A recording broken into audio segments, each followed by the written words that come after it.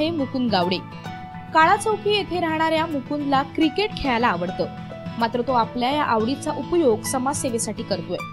आदिवासी लोकांना मदत करण्यासाठी 1-2 नव्हे तर तब्बल 72 तास त्याने फलंदाजी केली। आजच्या जगात स्वतःचा स्वार्थ पाहणारे खूप जण आहेत, मात्र आपल्या पॅशन मधून समाजासाठी काहीतरी द्यावं असा हेतू असलेले मुकुंद सारखे बोटावर मोजण्या एवढे सापडतील।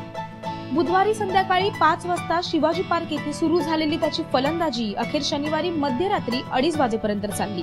प्रकृती बिघाडामुळे त्याचा 100 तासाचा पल्ला गाठण्याचं स्वप्न अर्धवट राहिलं, मात्र तरीही तो खचला नाही।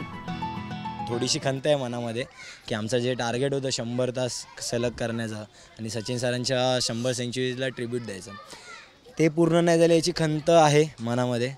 पण तरी पण एक 100 तास नाही झालं पण 72 तास करून रेकॉर्ड ब्रेक केला, आम्ही वर्ल्ड रेकॉर्ड सेट केला एक नवीन, याचा अभिमान आहे, नक्कीच अभिमान आहे। लहानपणापासूनच आम्हाला म्हणजे ह्या कामात मदत कर, त्या कामात मदत कर, मंडळाची कामं कर, हे कामं कर। मग वेगवेगळ्या आदिवासी पाड्यांमध्ये फिरणं आलं, वेगवेगळ्या सिच्युएशन बघायला मिळाल्या, त्या माणसांना काहीच मिळत नाहीये, तर आपण त्यांच्यासाठी पण काहीतरी केलं पाहिजे। मुकुंदने केलेल्या विक्रमामध्ये त्याच्या घरच्यांची आणि त्याच्या मित्रांची त्याला मोलाची साथ मिळाली।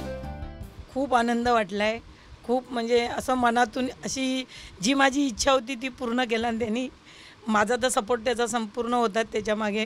परंतु आता 100 तास झाले नाही याच्यात थोडासा अपसेट वाटते, परंतु जाऊ दे, एक 72 तास केला, पण त्याच्यातही आम्हाला खूप आनंद आहे। विक्रम केला त्याचा आनंद एकच आहे की ह्याच्या पुढे आमची परिस्थितीमुळे आम्हाला पुढे कुठेतरी चांगल्या ठिकाणी जायला मिळू दे असं आमचं त्याच्याजवळ इच्छा आहे, बाकी काय नाही। त्याचं स्वप्न होतं की 100 तास बॅटिंग करून तो त्या आदिवासी लोकांच्या मुलांना मदत करावी आणि त्यांना त्यांची ते लॅब उघडून त्यांचं शिक्षण पुढे ढकलावं। कारण का ती पोरं 10वीपर्यंत शिकायची, त्याच्या पुढे कोणच शिकायचं नाही, त्यांना त्यांच्याकडे काय नव्हतं, लांब यायला लागायचं त्यांना, म्हणून त्यांनी तो हिस्सा हातामध्ये घेतला होता आणि बोलला की आपण एक ट्राय करूया, म्हणून आम्ही त्याच्यावर सहभागी झालो।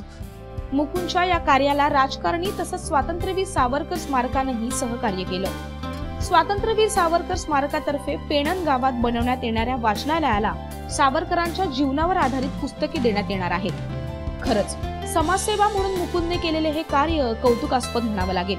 मुकुंदच्या या अभिनव कार्याला मुंबई लाईव्हचा सलाम। मुंबई लाईव्ह।